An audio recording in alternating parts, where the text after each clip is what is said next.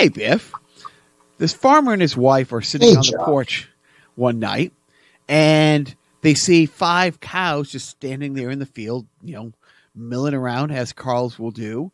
And a bull comes up and starts banging one of the cows. And then the next one, and then the next one, and the next one. Bangs all 5 cows. When the bull is done with the 5th cow, it goes back and starts banging the first cow again.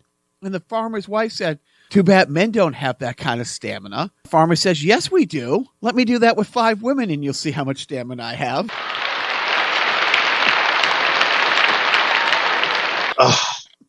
All right. Why do you even do this? So, because this is what the people want.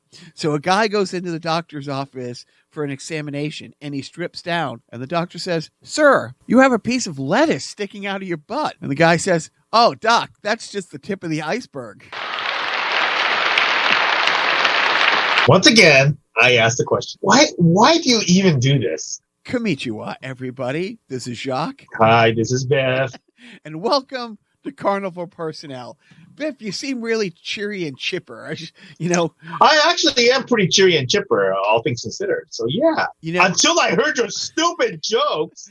Actually, they're my jokes, as I told them on this show. But our good friend Joe made the mistake. So you should either thank him or berate him for turning me on to Jackie the Joke Man. Twitter account. Is he the guy that used to be on Stern? On Stern. I think it's maybe once a day or twice a day, 3 times a day. He videos himself telling a joke, but then he also has a printed joke. I'm going to say 50% of them, you do not have to worry about me ever repeating. Maybe Jacques in an FNH locker room 15, 20 years ago might have taken a stab at a couple of them, but about 50% of them I wouldn't say. And I always look them up. It's like, okay, these aren't his proprietary jokes that he, had the kernel of an idea and he grew it into part of his routine. They're all hack old school jokes, but they're great and I love them. And that's why I am pretty excited because Biff and I just got done recording this week's sideshow. And I'm going to be honest, it was probably the most cerebral sideshow Carnival Personnel has ever. Did I hurt you to say that word? Did I hurt you to say that word? Well, I was looking it on the piece of paper and sounding it out phonetically, but we did. We actually had an esteemed tenured professor, client scientist, who is essentially, for a lack of better terms, my brother. And that Ross has been great friends with Biff for probably since I started playing hockey with you, because Ross was the reason I moved out there and I lived with him. So that was great. And which the sideshow this coming Thursday is about the U.S. getting back in the Paris agreement. And we talked about, Ross has a book all about the Paris Accords and actually how to get there that I'll be posting. I almost wanted to bump Ross, but I didn't because Cloris Leachman passed away this week. And she's somebody that I've loved as a kid growing up. I knew her from Rhoda and Mary Tyler Moore. And then when I got to move to L.A., I ended up, twice her coming into my orbit or me coming into her orbit. I worked on the show Touched by an Angel that ended up having a spinoff show called Promised Land that she had a recurring role on. And then when I left Touched by an Angel and I went back to working in Postland, I ended up being the boss of her daughter for 2 years at a company in Santa Monica. But we will do a Cloris Leachman one. I'm trying to be more proactive on the interwebs for no other reason than I'm trying to be more active on the interwebs. So, before we get into the show, follow Biff at Biff Plays Hockey at Twitter, is it? Yep. I got it right. Sure. So I want to get into a story right off the top with a happy ending. Robert Kraft. Oh, you know what? Let me set this up a little bit. You know what? So one of our friends, Woody, his dad is a World War II veteran living in Glendale, Arizona. Being that he is of a certain age, he got an appointment for a vaccine in Glendale, Arizona. And he gets there and they asked for appointment confirmation, which was in the form of a QR code. And so Woody goes, Dad's 95 years old. QR code and Dad has never crossed paths, basically. So there was a struggle for Woody to get, or Woody's dad to get his vaccine. While Jacques likes to toot his own horn, I just like to kind of give Jacques props because Jacques made a few calls and he got Woody's dad on the is the ABC affiliate locally in Phoenix ABC News. Phoenix ABC News. So essentially, Jacques got the an interview on their news segment where they talked about his struggles, and so maybe you could pick it up from here in terms of talk about the logistics because I gotta say. Freaking amazing job by Jacques. I know Jacques has no problem tooting his own horn, but I think for a change, I think it'd be nice to, If it was in another city, I probably wouldn't have been able to be so helpful. But I have a friend that I met doing the anthems. Once again, it's funny how it's never bad to make friends. It's never, you can't have too many contacts and too many good people. And I've become friends with this guy, Kip, through work. He worked for the Suns for 21 years and we've done a bunch of sports stuff. I thought his wife worked in news, but I wasn't sure. He ran the Phoenix Suns for 21 years, the game up. So he dealt with reporters and all the sports people, but that's one extra phone call or he must know somebody. So I did. I reached out. I said, hey, this is going on. I've met Woody's dad. I've actually dined with the guy. He drops out of high school when he's 17 to join the Navy. I had it written down and I'm pissed off, but I will post an article. He saw real action in the Pacific, and I've heard this amazing story from his dad. It was a once in a century, when they used to be once in a century typhoons, and it was only once in a century. It was in 1944. It was a 4-day typhoon. The admiral of that fleet insisted that they push through the typhoon, and it was really bad. He's on a destroyer. They're underneath. They hear something rattling around. Well, he's 17 years old. He's 5'4", 5'5", maybe 110 pounds, 15 pounds soaking wet. So you're saying tall. Right. So he towers over Biff. No, he's a small guy and he hears the rattling around and they think, oh, fuck. One of the depth charges is rolling around on deck. We got to get, somebody's got to go tie that thing down. They honestly, this is pre-OSHA, pre-safety rails. They Whoa. OSHA does not exist in the military, as far as I know. He ties a rope. They tie a rope around the guy, and the wind takes him off his feet, and he's flying. In his words, he was flying like a kite. They finally get him down. It was just a trash barrel rolling around. They pull him back in. I mean, the guy saw real action.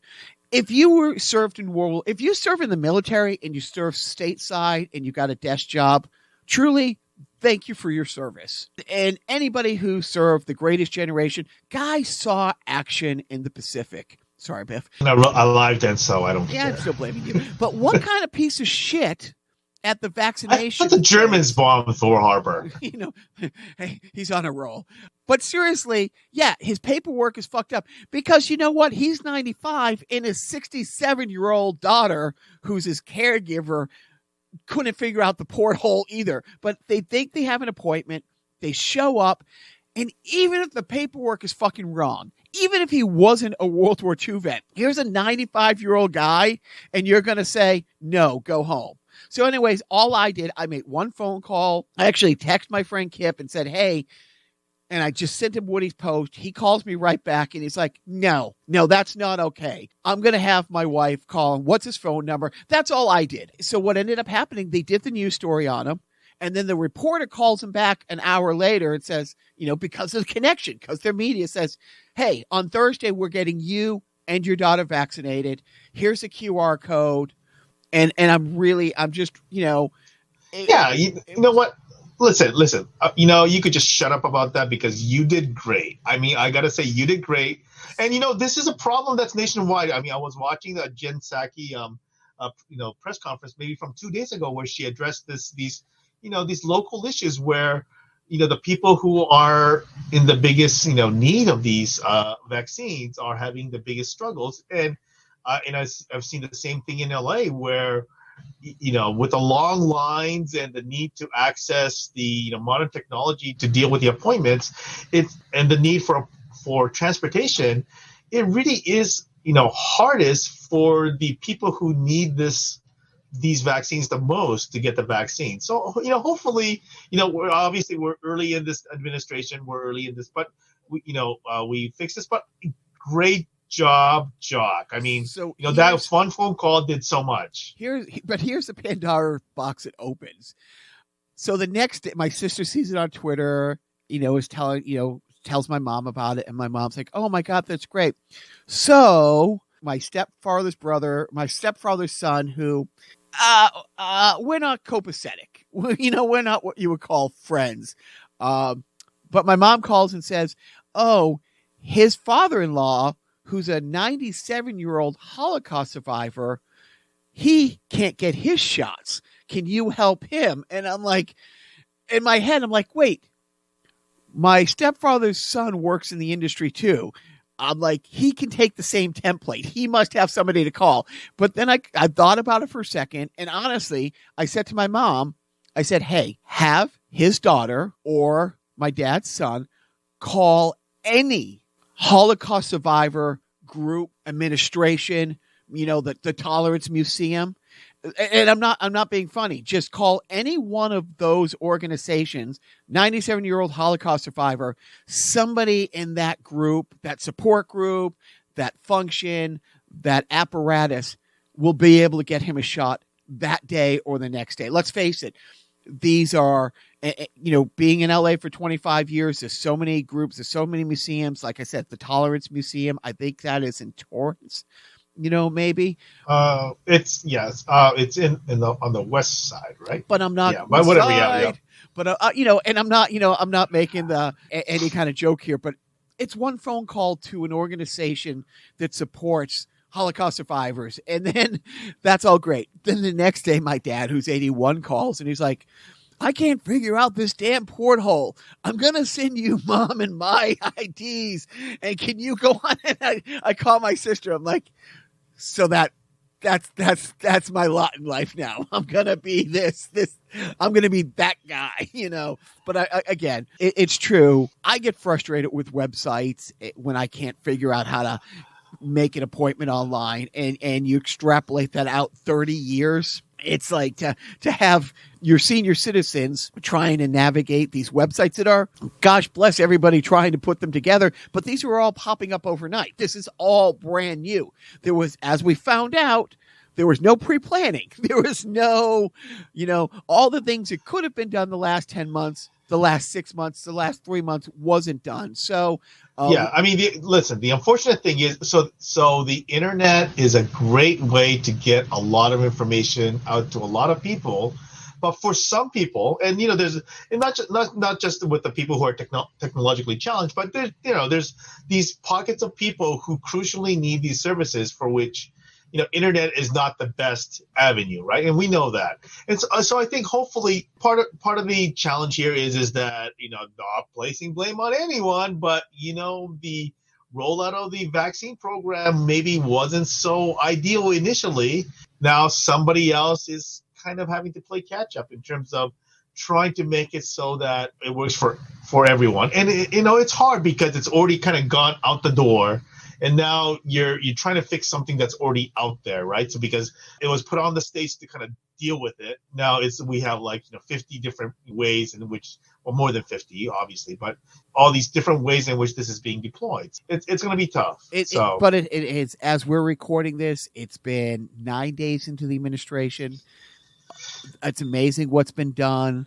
We talked about it on the last recording of the Sideshow, that there was a meeting this week between FEMA and the military to help get 10,000 troops be part of this 100 vaccination mobile unit rollout that they're doing nationwide. Yep. So my parents are going to get their shot a week from tomorrow, or as the dropping of this podcast, like in 5 days from now. So that's really good, because my parents didn't take it really seriously. Then they did take it seriously. Then they started to waver. But the past couple months, it's been hitting close to home. My brothers had to go into quarantine twice, so my parents have gone on a pretty strict lockdown. So I'm really happy for them I'm happy for everybody who's getting it. But it was, that we're getting COVID. Fun. What kind of an animal? What kind of a? Oh my God! Hey, they voted. I thought you were a horrible person before, but. You're happy for people getting COVID. Oh my God. I'm happy my parents are getting their shots. I'm happy everybody who is getting the shots are getting it. Like our senior citizen friend John, who got his shot. Bless his little heart. And man, I know that hurts for if he's listening. When I remember it was like 10 years ago. Somebody ran into him when we got back to the bench. I'm like, man, he hit you so hard, your AARP card fell out. And he just looked at me and he's like, fuck you, which made me happy. Biff, you support all kinds of arts, and I support artists and musicians and bands I like. I really do. I don't like going out, but I like buying songs versus, getting for free when I can and stuff. I do. I like to support the arts, and over the last 11 months. Do you see this in the back of my phone? Look at that. Those are CDs. I buy the CDs. God bless you. So over the pandemic, A-list and B-list and C-list comedians struggling to find outlets and get their new material out there and just perform in front of an audience. It's tough. Well, over the last couple months, with the ramp up to the election, lots of old TV shows were getting back together to do cast readings that you can pay $10 and it went to the guys running in Georgia or this or that. We signed up, and I think it was for Georgia. They did a reading of Rocky Horror, and they had so many of the people from Rocky Horror come back and do it. And I forget the character's name. That's management's deal. She did the Rocky Horror show in Boston. Dr. Frankenfurter? The woman. Who was the main woman? So, but Susan Sarandon. No. I'm sorry. The woman who was the butler and her were a couple. Like they right. Yeah. So that woman was so fucking fantastic in this reading. Rosario Dawson, did one of the characters, and she was fucking awesome. They didn't get Meatloaf. They didn't get Meatloaf because he doesn't vote blue, we'll just say. But Tim Curry, it was tough. Physically watching him was tough, and I know that sounds awful, but Joe and I saw Michael J. Fox last year, kind of MC a comedy show in Boston with Dennis Leary. Honestly, my hat's off to him that he's out there fighting every day, that he's trying to still raise money for this, that he's so active, but it was tough. It was tough. But the fact that he's out there makes it, you know what? I think it's important that he's out there, right? Because, essentially he's sending the message that, you know what? We can do this. We have, this thing that is, creating challenges for us. But, he has Parkinson's. Is that right? Yeah. But watching him was tough that day. And watching Tim Curry, it was really tough. And he was forgetting his lines. But the other cast members were jumping in. It was fine. And I'm glad that we spent the money. Yep. It was fine. But we've had a run of bad luck. A couple weeks ago, she was so excited. I love David Bowie. I love everything about David Bowie, the person and the artist. And his piano player of like 40 years had a huge tribute, like huge bands, absolutely huge bands. We paid, we have the stream ready. It's 9:00 Friday night, and it doesn't go off. 5 minutes, 10 minutes, 15 minutes. And then the guy comes out and is like, look, we're in LA. There's shutdowns. There's lots of things. We're pushing this for 24 hours. So come back in 24 hours, everybody. It's like, we moved a lot of things around to be able to do it. Fine. Well, then the show starts the next day, and the first band was Duran Duran. That's management's whole thing. And they were fine, but it was cable access 91, maybe more 89 at best production. And then overall, it was a C-. If it wasn't David Bowie's songs, it would have been like a D. It was like $10, $15, not the end of the world. Fine. That's just the way it is. So then last week, I think I texted you and Joe. I wasn't really paying attention to what I was reading and forwarding, but I see, Lewis Black, it's going to happen in a couple hours. It's $10. It's for a good cause. it was being hosted by the Kurt Vonnegut Museum. Well, Kurt Vonnegut is my god. As an atheist, I do have a god, and that god is Kurt Vonnegut. So I'm like, $10, I'm going to do this. So I start streaming it. Essentially, it was a 12-year-old Jewish girl interviewing Louis Black about what it's like to be Jewish. And I'm not kidding. It was interesting, and it was funny in a very lighthearted way that Louis Black would talk to a 12-year-old. But I'm like, okay, so this isn't what I thought. And then the other night, we were very excited. Both management and I were big fans of the show Dr. Katz. They were doing a live reading of Dr. Katz. It was, and I love everybody in it. You know, I love, you know, the guy who plays Sterling Archer, and he does the voices in a dozen things. Jim Gaffigan, Maria Bamford, Don Aiello. The first half hour was so unwatchable. It was absolutely, I was begging for management to get a chalkboard and just run her fingernails on it for a half hour to distract me from that. And then Gaffigan came on. It was fine. But I don't know how much going forward I'm going to be shelling out. Well, so I think, listen, I will say this. So you brought up Maria Bamford, whom I love. There's a kind of like these various connections. I am a huge fan of definitely Maria Bamford. You know, one of her frequent opening act is Jackie Cation, who I think is fantastic. Yep, great. And so Jackie Cation has a podcast with Lori Kilmartin, who I think is also very good. So they routinely do a lot of these shows. So I will jump on their Zoom calls or their Zoom shows, and they're really great about it. Like there's some of the shows where they said, you know what, give us $5, give us whatever you can, and we'll give you the Zoom link. So you know, hopefully, you know, people like that, you know, you'll patronize, because I think they are really, really funny people. So I think there's a lot of people who are just trying to do the straight up comedy show. So hopefully you'll catch some of those, and I will try to catch some of those. I've been bad about it just because, you know what, I just don't bother with entertainment aside from sports, but I want to be better about it.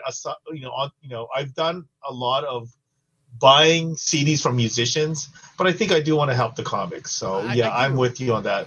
And I'll tell you something that I have been enjoying lately in the comedy space, and it's funny to say this, I have been absolutely loving every time I log on to stream these two radio shows that I listen to in the morning on my phone. It always starts off with an ad. And for the last month, they've been playing all the Luke Skywalker versus Jean-Luc Picard ads. You know, the Mark. Oh, those are fantastic. I should not. I repeat, I should not look forward to commercials as much as I do. I haven't seen tomatoes, but it was like, ooh, sir. You know, it's like I wasn't ready. And the other, I am my daddy. I mean, what?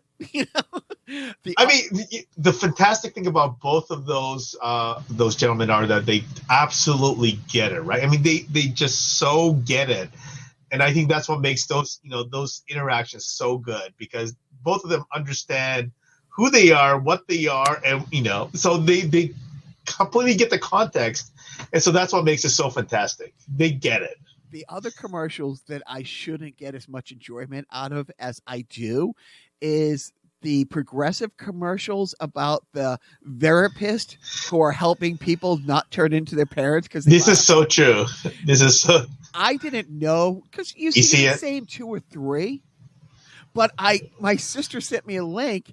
There's like 20 of them. Like they've shot a whole, and I fell down the wormhole watching each and every one of those. And now every time either the boys or I are, if we're walking around the neighborhood, or they very rarely will go into a store with me, my management changes her hair color all the time.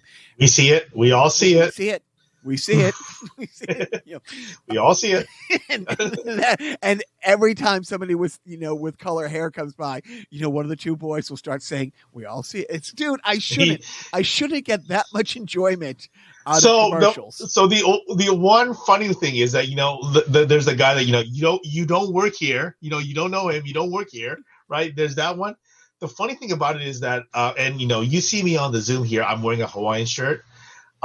I wear a Hawaiian shirt a lot going out. And so if I wear a Hawaiian shirt, especially there's about 2 shirts that particularly does this. If I go to a Trader Joe's with a Hawaiian shirt, people will literally ask me where to find things. Now, I know you help them each and every I do. Time. Because if there's anyone who knows the layout to my local Trader Joe's, it's me. But I will tell them, hey, I don't work here, but I do happen to know that if you go to this aisle, like if you go to the mixed nut aisle, you'll actually find the chips and the dips. So I know that, but this happens to me. Has a manager ever come over with a clipboard and said, hey, what time are you going on a break? It has not gotten to that point. But maybe it's because I have not invested in a name tag. So once I get that name tag, dude, you should. The other thing that is giving me more joy than it should, because let's face it, Rome burning, the fall of democracy shouldn't bring me any joy at all. But the fact that the Dominion voting machine company has filed serious lawsuits in the past couple weeks. Dominion voting machine was invented in your second homeland in Toronto as a way to help blind people vote. That's where the company came from. But anyways, they're suing Rudy, Giuliani for $1.2 billion, which always makes me laugh. It's like not $1 billion. And Sidney Powell, right? But him first, and his defense, which it's the gift that keeps on giving. He's not a lawyer. When he was saying all those things, he was saying it as a reporter. And then the woman, the drunky McDrunkerson woman that he brought as his key witness. Right. They've also okay, she was a one-day hire, like a local hire just for the day, but they're suing her. However, she's seizing the opportunity to put herself on the ballot in Wisconsin. It's like, I mean... And you know what? She's in line for Dancing with the Stars. Yeah, right. Good point. So, but it shouldn't. That much. It should not give me that much, joy. Following that. Drunky McDunkerson make me think about this. You didn't put this on the on our thing, but in Scotland they named the snowplows so that you could follow them, and one of them was the Plowy McSnowplow or whatever the heck it was. You know where that came from, right?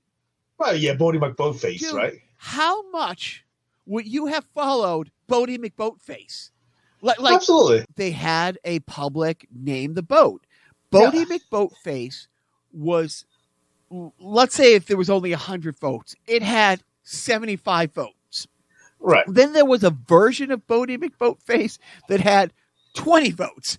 And then a distant third was naming after some World War II admiral. And they went with the 4th or the 5th choice. Right. And I didn't know about this. Management told me about this. Joe and I had talked about that on previous podcasts. I would have an app. Whatever app they had, I would routinely say, hey, I wonder what Bodie McBoatface is doing today. I would log in if they had fundraisers. Yeah. I'd send $5. I'd send $10 a month if they had one of those things. And so I'm glad that somebody else picked up on that and went with. Well, it's happened a lot, and it's allows people to track the snowplows that would essentially are clearing the snow in their area. But yeah, I digress. Sorry, I just kind of brought that on you, but there we go. Thank you. So it's been less than 2 weeks since the new administration has come in. Biff, their world still sucks. There's still so much shit. You can barely see the light at the end of the tunnel. Yeah. And we're not sure that the light at the end of the tunnel isn't a train, but I sleep easier at night. I can't speak for everybody else who may not be happy with the election outcome, but I will say 2 things. Number one is that I sleep a lot better. and my doom scrolling has just basically come to like a halt, which is great. I mean, these are two things that just have helped my mental health in a way that I can't really articulate. But so yeah, I mean, you know what? Not only just the doom scrolling and falling down the rabbit hole, but just the feeling the need to have to log on, to have to watch things. Like, what awful things do I need to know about now? It's just not there.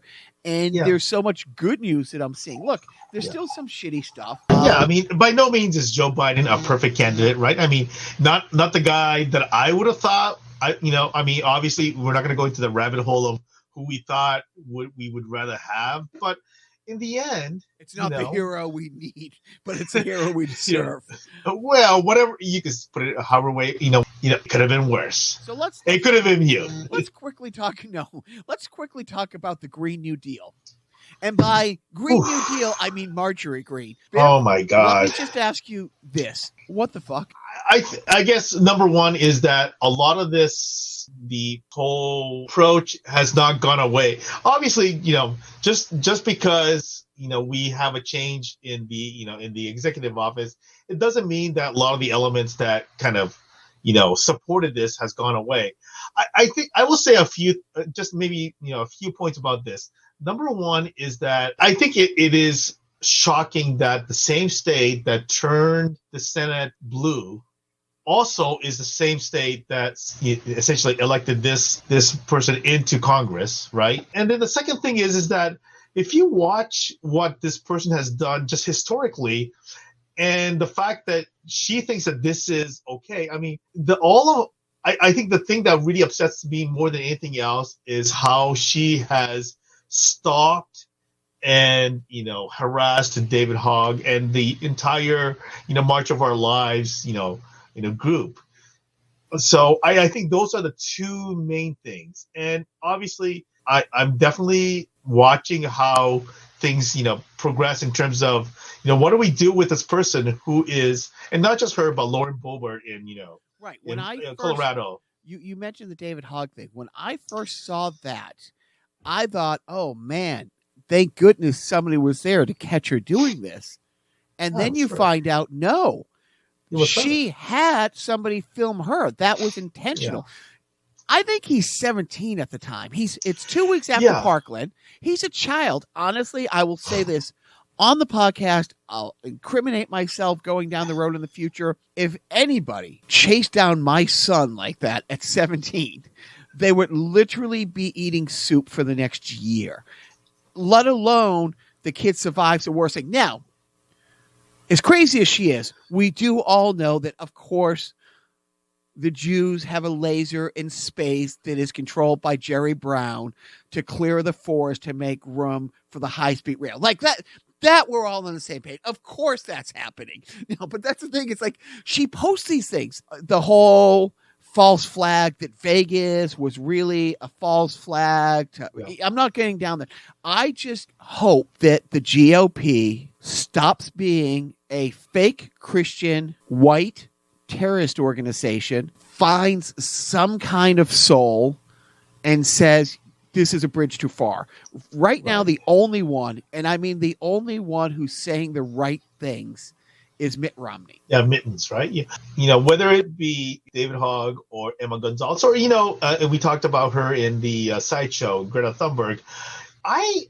For the last, 10 years, I have been working with a lot of young people, and I have heard a lot of garbage spewed by people in in our generation about how, these kids who were raised with participation trophies are soft and this and that. You look at people like David Hogg, Emma Gonzalez, Greta Thunberg, Malala Yousafzai. I mean, are there people who are from our generation who at that age of 17 to 19 had this much impact on the world? I mean, in comparison, I feel like our generation sucked 100%. in comparison to the millennials and the Gen Zs. I mean, even AOC, right? The whole both sides do it. You show me footage of a senator, a governor, a congressman or woman berating a child on the other side. Like absolutely the way that Greta was attacked. But about AOC, GameStop thing, she posts about, hey, we have to do something. Ted Cruz, human piece of like festering shit. Cruz says like, yeah, fully agree. And she was having none of it. Yeah, sit this one out, buddy. Right? I mean, and she's right. Well, she says, you tried to get me killed a week ago. I will work with anybody on the other side except for you. Get off of my timeline. Like she said, get off of my She line. literally said, well, she said this one out, right? I mean, but I will say this. I think that all of these people who are patronizing, our young activists, I say, you know what? I just want them to all shut the hell up. And once again, we go back to our sideshow. A lot of the stuff that's going on right now is crap that we failed to fix, right? Correct. We failed to fix, and we have belabored our Gen Zs and our millennials with a fix. There's a lot of these things where, we just need to, sit this one out and let these people do their things, because it is their freaking future. It is their Earth. It is their USA that we're interfering with fixing. And so in some ways, and again, I've been so happy with the administration the last couple of weeks. But with Green, it's at a point where I've never seen, and it doesn't matter what the subject is, Nancy Pelosi the other day flat out saying, the call's coming from inside the House. We have terrorists inside the Senate.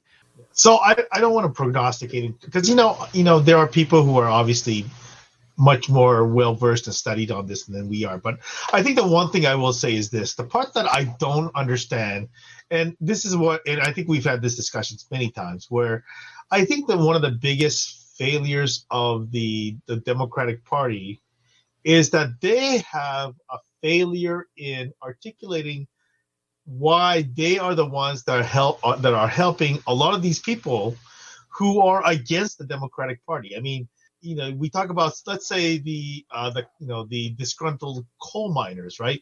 These are the people who, in theory, should be the most helped by the Democratic Party, because they are the ones that currently maybe don't have jobs, that need the help, that need the health care. A lot of these things that the Democratic Party, properly, what their platform, should be helping them on, yet these are the people who are steadfast opposed to the Democratic Party essentially governing them. So I think this is one of the failures of the party, and I certainly don't have the answer to it. How is it that the coal miners are supporting the Republican Party? And I'm not trying to discount the what the Republican Party is or should be or whatever, because I think there is a constituent that they should be representing. But if there's any constituents that should be with the Democrats, I feel like it's the coal miners, right? You are right. I mean, Michael Moore was saying that before the last election, 16, that you don't understand these people's train of thought. The other side, the terrorist organization known as the GOP, is brilliant in their messaging. On one hand, they will shit on AOC and demean her by saying, why are we going to listen to her? She was just a bartender, and just shit on her for having a blue-collar job, putting herself through college. On the other hand, the same piece of shit Ted Cruz just posted the other day that they're the party of the working people. It's like, wait a minute. You're the party of the working people, but you shit on her for being a bartender. Their messaging has been better. And again, with the sideshow coming up this Thursday, of course, since Jimmy Carter in 76 puts the solar panels on the White House, has been saying we got to get off of fossil fuels. He never said we got to get off of fossil fuels tomorrow. He's like, over the next decade, we should reduce our dependency on foreign oil by like 20%. And people just lost their shit over that. I think things are getting better. I think I'm very scared that the Democrats will not be able to get a conviction in the Senate, and I keep seeing the same talking point over and over, and I agree with it wholeheartedly. You know what you call January 6th if you don't get a conviction? A rehearsal. It's going to be interesting, and by interesting, I mean white knuckles, and I hope, it turns out. But things are getting better, and I will say that Joe and I, again, have talked on many podcasts. One of the things that I wanted to be a priority, other than, of course, the vaccinations, that is a raging fire right in front of you that you have to put out. But one of the things that I wanted them to make a issue to take care of right away was making DC a state. And that's actually starting to make traction. And in fact, I've said this, that the House is introducing a resolution, right?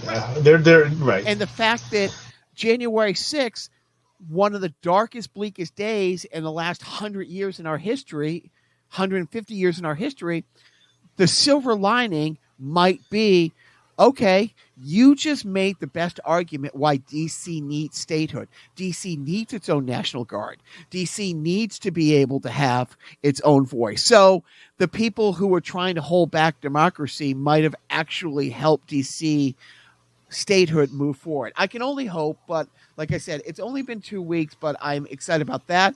I like the fact that all the environmental things that have been signed. I like the fact that, hey, from scratch, we came in day one, there's no plan.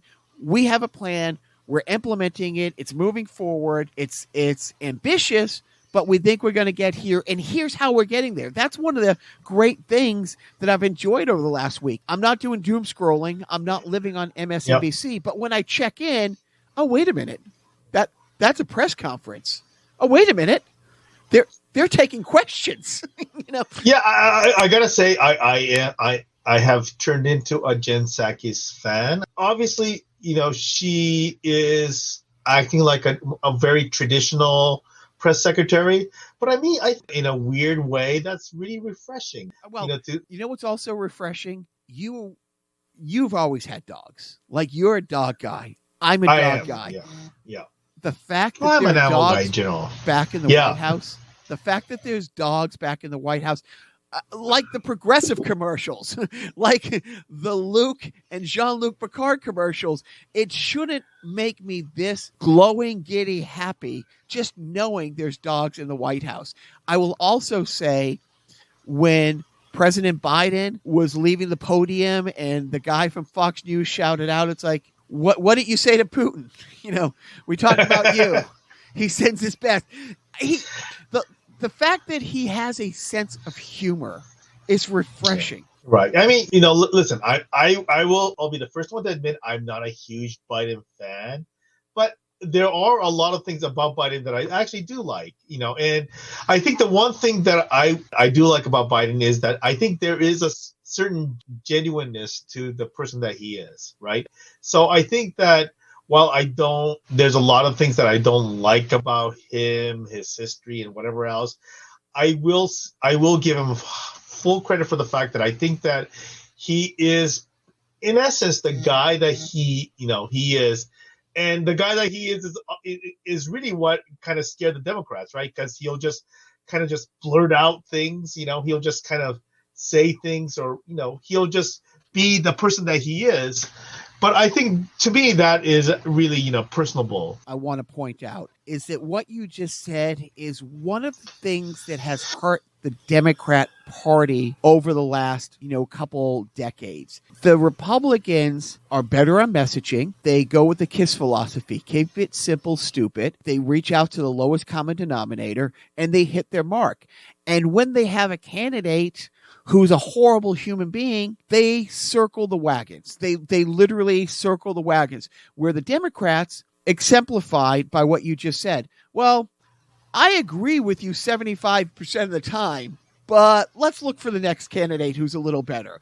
There's been things where it's like, oh, I agree with you 95% of the time, but your trade policy with the Belgians, I'm not for, so let's keep looking. And instead of circling the wagons, they make circular firing squads.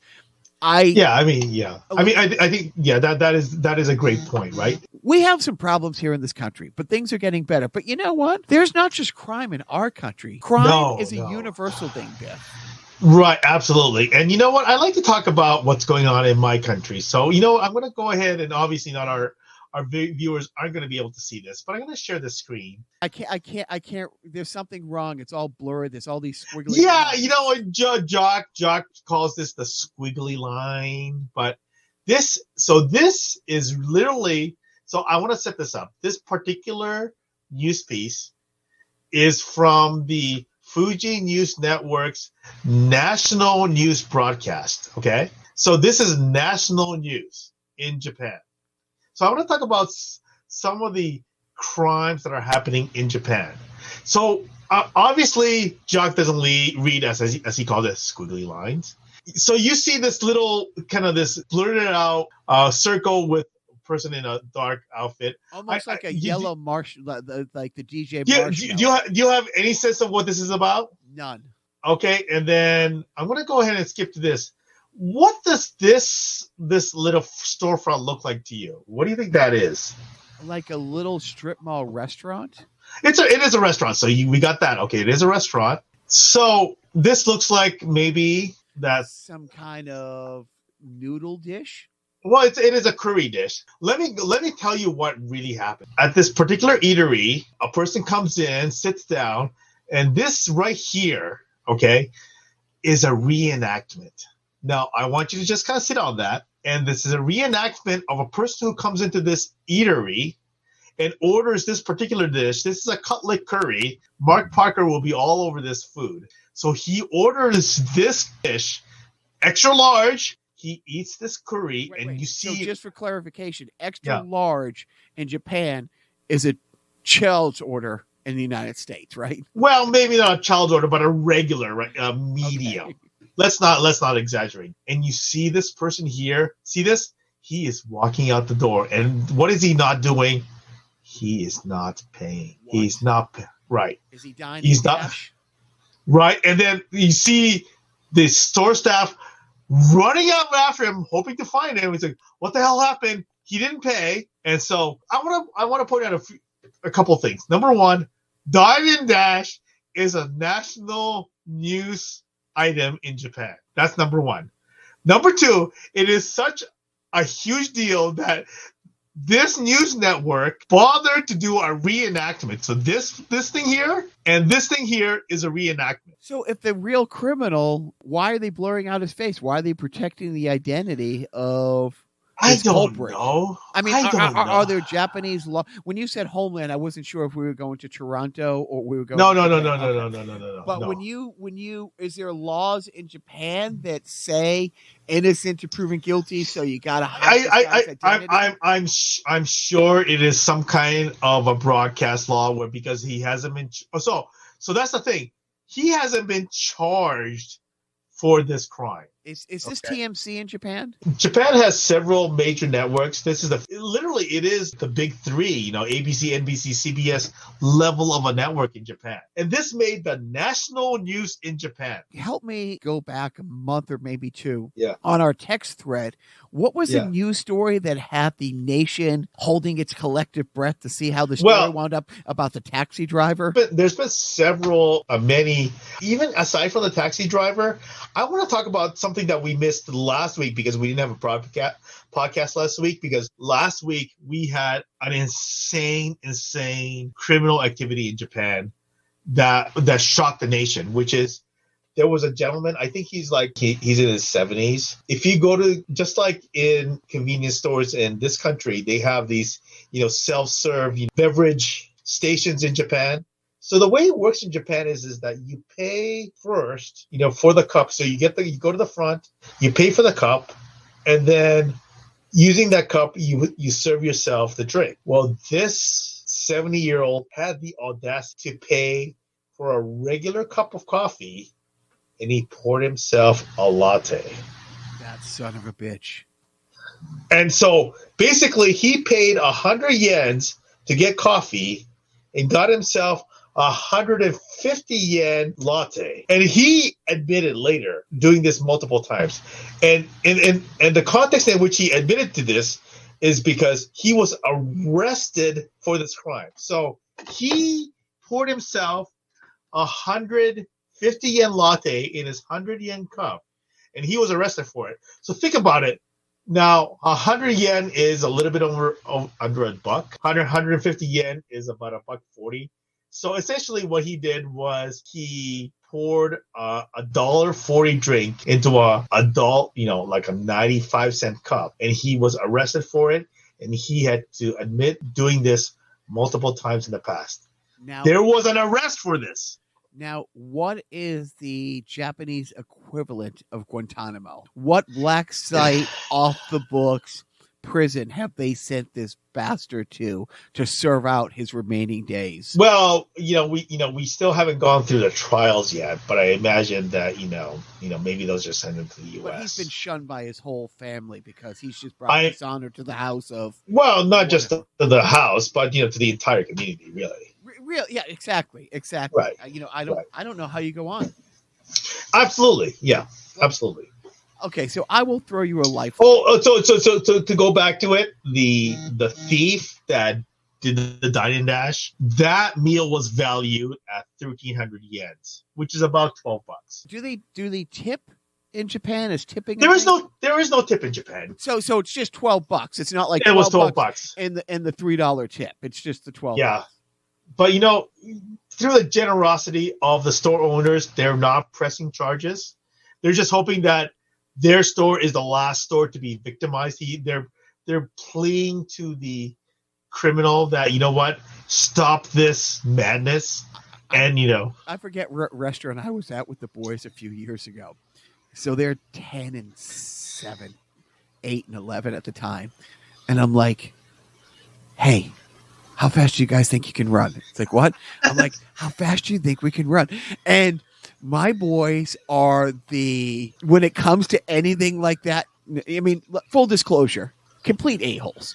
But when it comes to something that is shocking like that, they are just the panic of, wait, is Papa really making us do this? Like, you know what I mean? It was funny. So look, we've touched on enough awful. So let's go back to a simpler time, shall we? Sure. Let's go back to a time when things were just better. Let's go all the way back I want to go back for This Week in Joe, This Week in Self-Indulgence Theater, back to April 15th, 2019, when Joe blessed the listeners with his rendition of Bernie Sanders singing The Beastie Boys, Fight for Your Right. And this week, hands down, covered in very warm mitten hands down, Bernie Sanders won the internet. He didn't win the internet, but the Bernie Sanders memes have been the greatest source of joy in my heart in a long time. So without further ado, this is Joe as Bernie Sanders singing the Beastie Boys, Fight for Your Right. Thank you, Jacques and Joe. I have one thing to say to the 1% of the 1% out there. Kick it.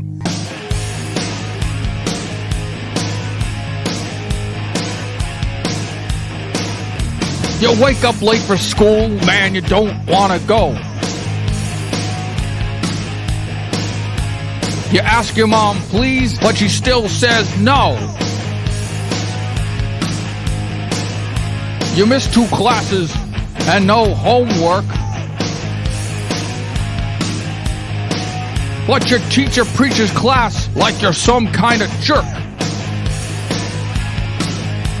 You gotta fight for your right to party. Your pop caught you smoking, and he said, no way. That hypocrite smokes 2 packs a day. Man, living at home is such a drag. Now your mom threw away your best porno mag. Busted. You gotta fight for your right to affordable health care.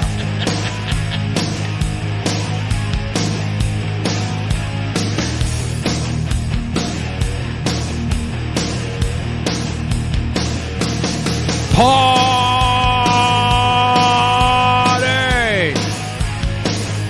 Democratic Party!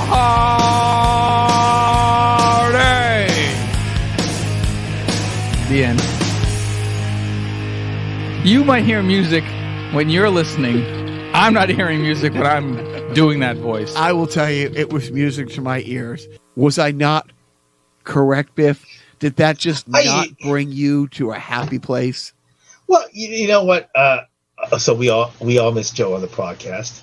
He needs to we need to bring him back. But you know what? At least we have archival recordings of him that we could revive at will. So, that's the good news. And honestly, I thought it tied in nicely because this week I don't even want to start talking about the Bernie memes because I could do a top 5 or top 100 Bernie memes because I can't quantify it to 1 or 2. This week I didn't tire of the Bernie memes. I don't know if you did, but I did not tire. No. I think they were part of what made it great was that. So number one, Bernie is, say what you will about the guy, I think in many ways he gets it, and then. The fact that he played along makes it great, but my personal favorite was the one where there's the guy who essentially did the unfolding of the folding chair. Yes, that guy is Jason Momoa. Right. And what I love now, granted, Bernie didn't have this idea. Bernie didn't come up with it. One of his interns, one of his staffers did. Yeah. But somebody said, you know what? People are going to make a lot of money off this meme. Let's make merchandise of this. It might as well be us, right? And 100% goes to Vermont Meals on Wheels, which I thought was fucking A. Good for you, man. Yeah. So, I mean, once again, I certainly have my misgivings with Bernie, but, one thing I will say is that the dude gets it, right? Let's get into sport. I'm going to start it right off. I'm so happy. He's going to get in. He's going to get in. But every time Kurt Schilling doesn't get in and you break out the tiny violins for him complaining about just because I'm a Nazi doesn't mean I can't be in the Hall of Fame. Let me start off by saying that the Baseball Hall of Fame voting process is absolute garbage. Yes, agreed. And the reason why I say that is because the only people who vote for the Hall of Fame in baseball are baseball writers. The people who have spent zero time in a major league dugout during game time are the ones voting. Basically, these are the outside people judging the people in the industry. So I fundamentally have issues with this.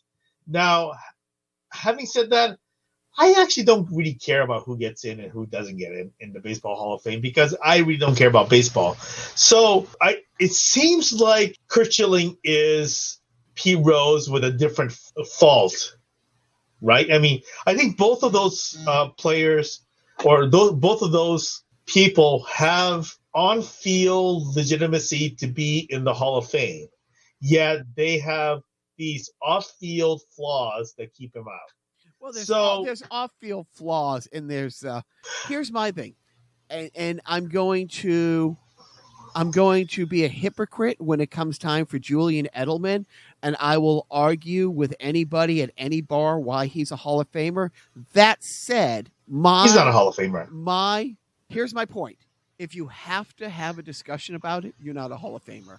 I'm sorry. Like Pete Rose. Oh, so we have to have a discussion about Julian Edelman. I preface it by saying I'm going to be hypocrite. But no, my rule of thumb is there should be a Hall of Very Good, a Hall of Great, but the Hall of Fame, they've all been diminished. But if you have to have a conversation, if Pete Rose was allowed to be voted in, he gets in on the first ballot. Piece of shit.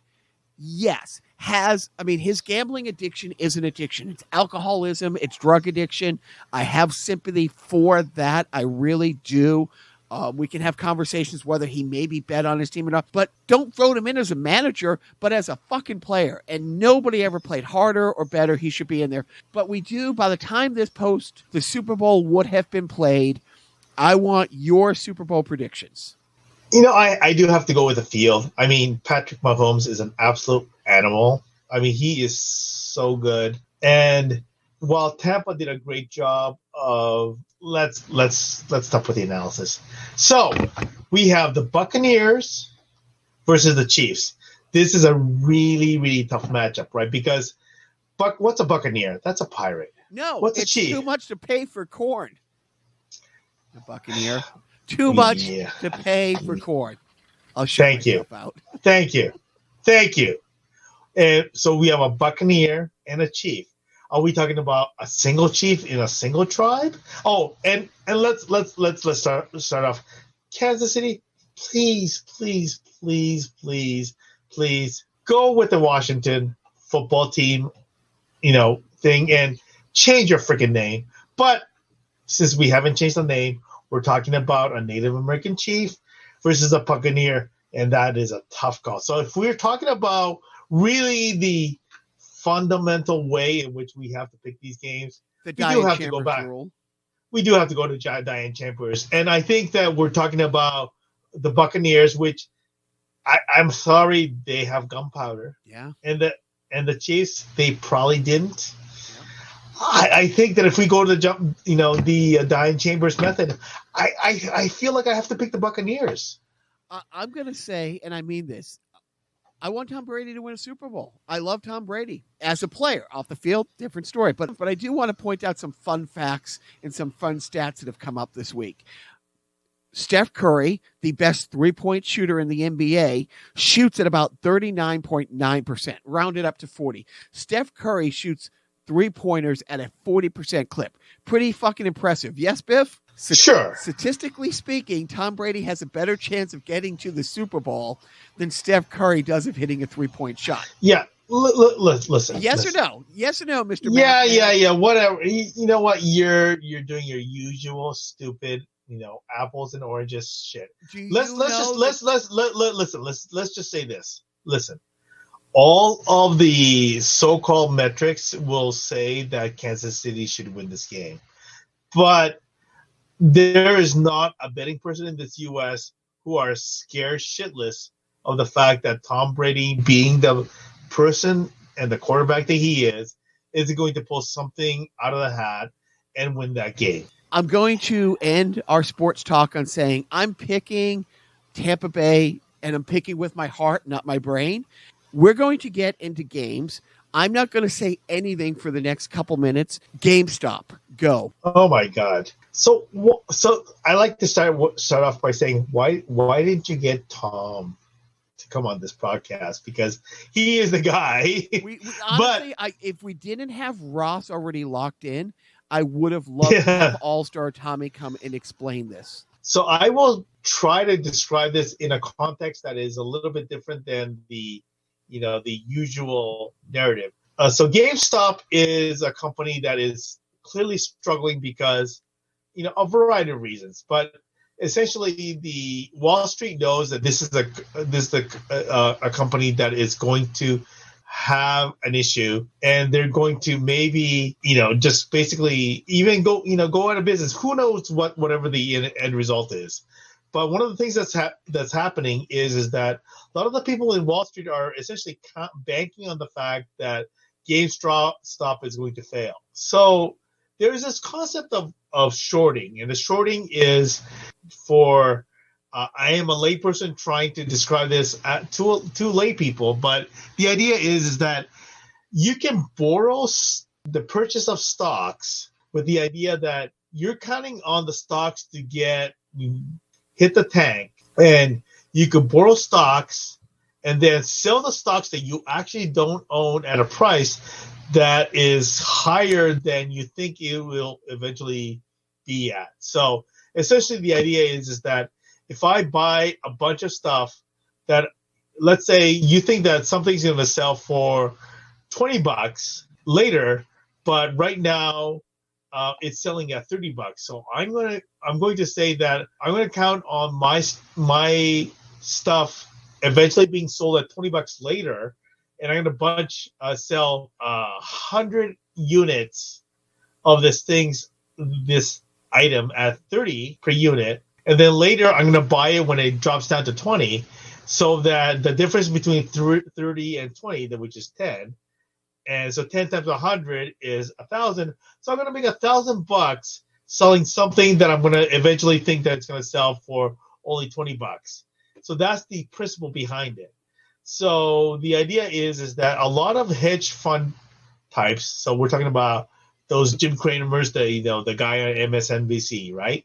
Those guys have put in a lot of what we call short sales, where they bought into this saying that, hey, I know that GameStop's gonna, hit the tank and it's gonna just drop in price. So I'm going to sell a bunch of these GameStop prices at this inflated prices, knowing, quote, that it's going to drop in price.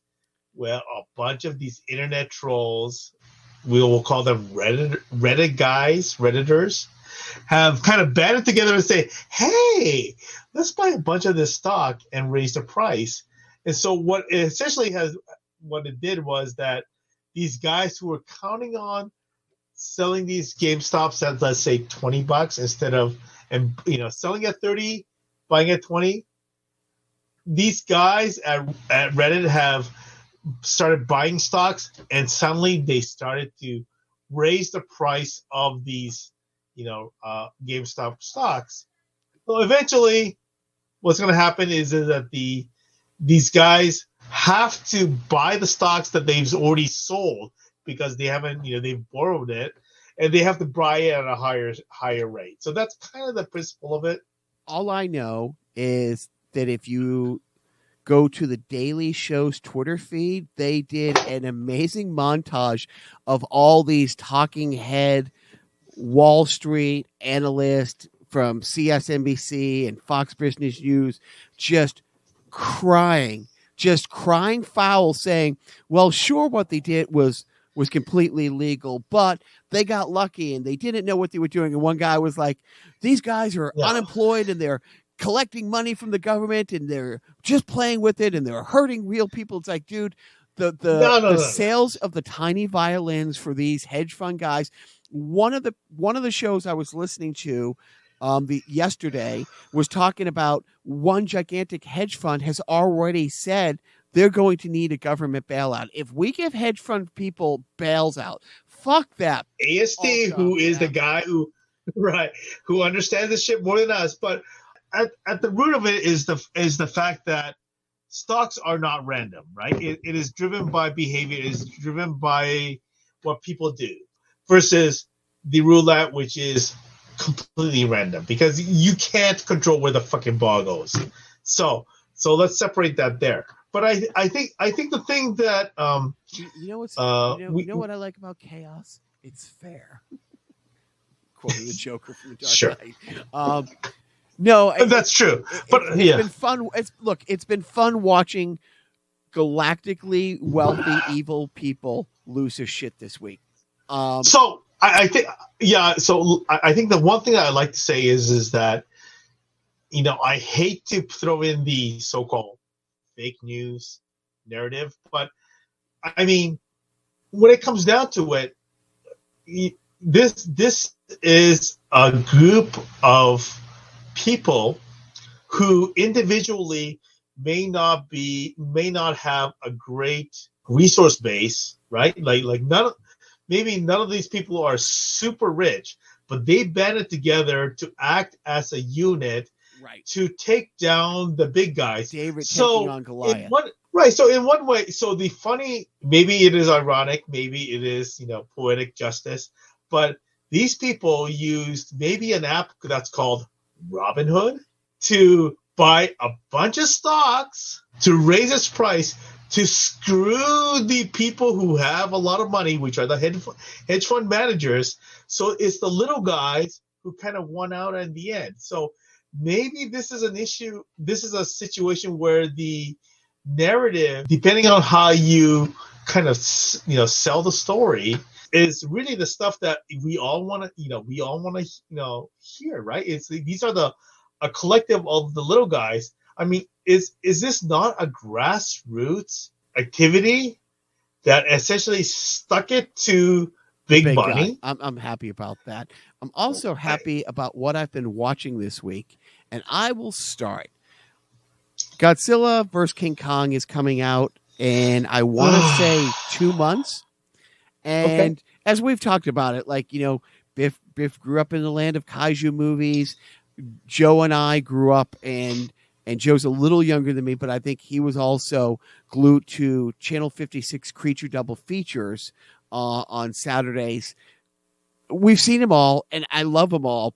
But to kind of get ready for this, because the trailer dropped this week, and I really go out of my way to not watch trailers as much as I can of a movie I really want to see. If it's a movie that I don't give a shit about, I don't give a shit about. But I really want to see this movie, and I want to be surprised, and I want to enjoy it. So I decided, and I know I've seen it before, but it's been 30 years. Maybe it's been 35 years. So I went back, and I watched the American version of the 1962 Kong vs. Godzilla. It was made, obviously in Japan. They had to go through this whole licensing agreement. There was always these court cases for 30 years of who owned Kong, but we know who owned Godzilla. There were some myths and some rumors, and I ended up perpetuating one of the rumors where the American version had Kong winning and the Japanese version had Godzilla winning. And it turned out that the American version left it more ambiguous, but I was reading the difference. Like the American version added a nuclear submarine because that was a big thing at the time. It's great, awful movie. Yeah, so the one thing, so the Godzilla versus King Kong is kind of unique in that the original Godzilla movie, I think, is rooted in this. There is a weird protest component to Godzilla movies in that it really is this statement against the entire, atomic / nuclear weaponry, right? I mean, essentially, the idea is that you develop nuclear weaponry and bad things happen, right? And so it speaks to the, Japan as a victim country. And Godzilla versus King Kong, in my view, is kind of like a money grab. Oh, 100%. Honestly, we have talked a number of times how social norms, we talked about political correctness and how that's changed and stuff like that. But to see, I hadn't heard this term before, but it made sense. It's brown face. That they used all Japanese extras, but they toned them up a little bit more to maybe look. It's a funny, interesting movie. It's interesting how what they did in America to kind of chop it up and make it more of an American-centric movie in '63. But either way, that's what I watched this week. Yeah. I enjoyed it very much. I enjoyed it for getting in the DeLorean and going back in time when I was 8 or 9 and just living on Creature Double Feature. I'm looking forward to the new one coming out. Have you watched anything you like to plug or like to throw out there? I will start off by saying, watch the NWHL, which is... I have that as a note. I don't mean to interrupt. You suggested after we did the Willie O'Ree to follow Black Girls Hockey. So I did. Yeah. And then, it took me to, they liked a bunch of NWHL things. Yep. So I like that, and I'm following that on the Carnival personnel page. Absolutely. A lot of fun. Dude, so much fun. So much character, so much personality. The games are all streamed live on Twitch. On Twitch, yep. And I think that, so this kind of goes back to, kind of garbage social media stuff that happened because of this. Because, so we have a little bit of an issue within the NWHL ranking where NWHL obviously being so NWHL for the uninitiated is it is a women's professional hockey league, and they have because of the COVID, they have a kind of a reduced or a compacted schedule this year where everything happens in Lake Placid. One of the things that's been happening is that NWHL is, as a league, is trying to distance itself from Barstool Sports. And Barstool matters because one of the teams, the Metropolitan Riveters, have somehow aligned itself with Barstool in a way. So it is a very, it is a kind of convoluted situation. But ultimately, Barstool having its history of, somewhat misogynistic, somewhat racist. Someone? Listen, I want to.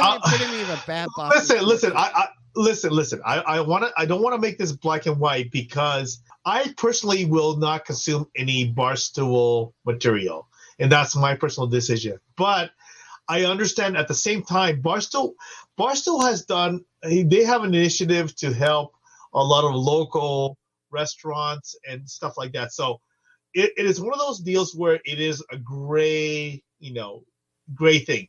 I choose not to consume Barstool, but I mean, I think there are a lot of organizations that are in the gray area. Like, I have not met a friend that I have who is a Catholic that I haven't absolutely adored, but I absolutely have questions about Catholic leadership in terms of how they handle a lot of these, issues with whether, these sexual allegations, right? So there's a lot of. I'm just going to say that I am not a consumer of Barstool material, but I understand that Barstool has done a lot of positive. I think the issue that I have is that Barstool is the big guy in this equation. NWHL is a startup league. So the CEO of Barstool, who happens to be a woman, put out this social media post to essentially defend themselves, and putting out a lot of these, screenshots of people who are detractors of Barstool. I just wish that Barstool, being the bigger entity, act like they are the bigger entity and say, you know what, we get it. We get why you don't want to be associated with us, and just kind of let it go, rather than to attack the NWHL. Hey, we can't be racist. We gave Ben Carson a job.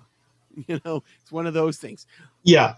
Let's move on to parenting tips. Do you got one this week? The thing that I love about my child is that he has a lot of things that I don't bother researching, and I don't want to get into the details of things that I don't want to bother researching.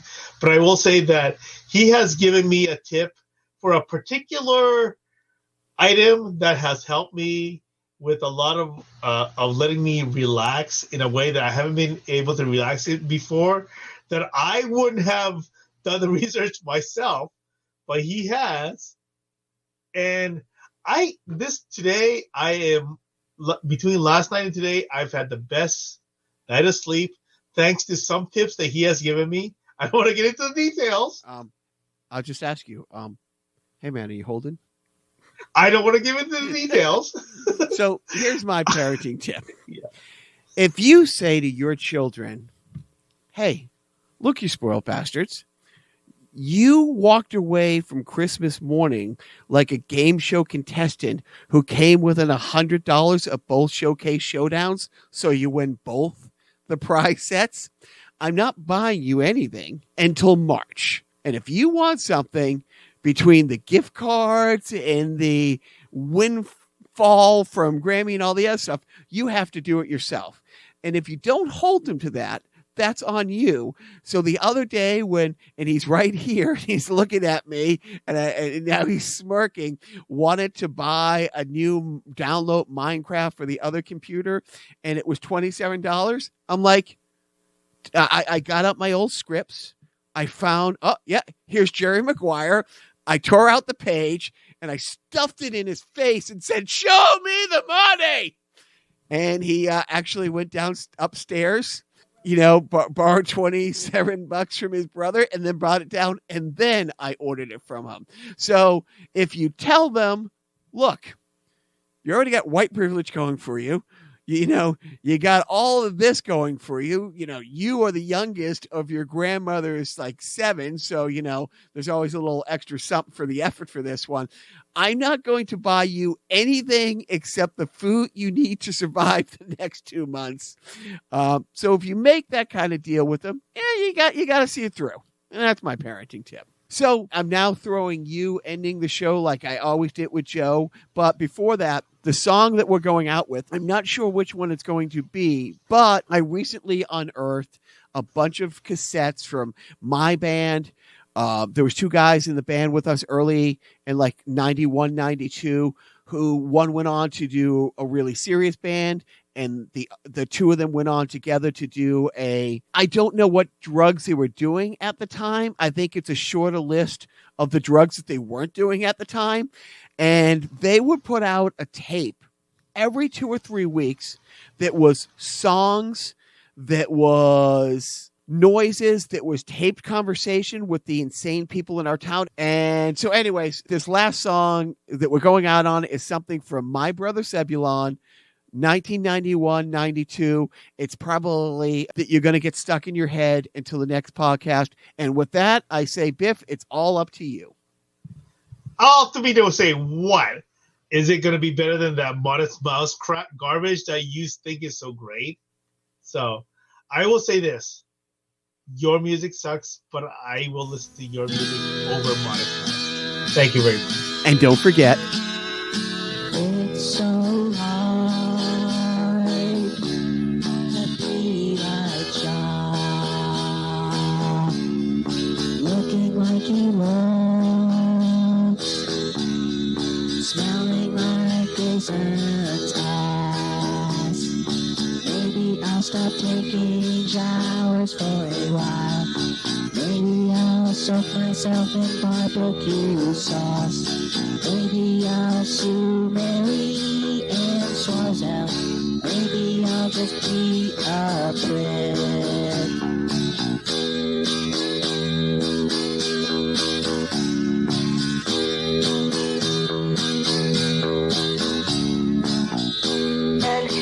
Wings on his back and rollers on his feet. He wants to take over the world. Watch out, he's coming.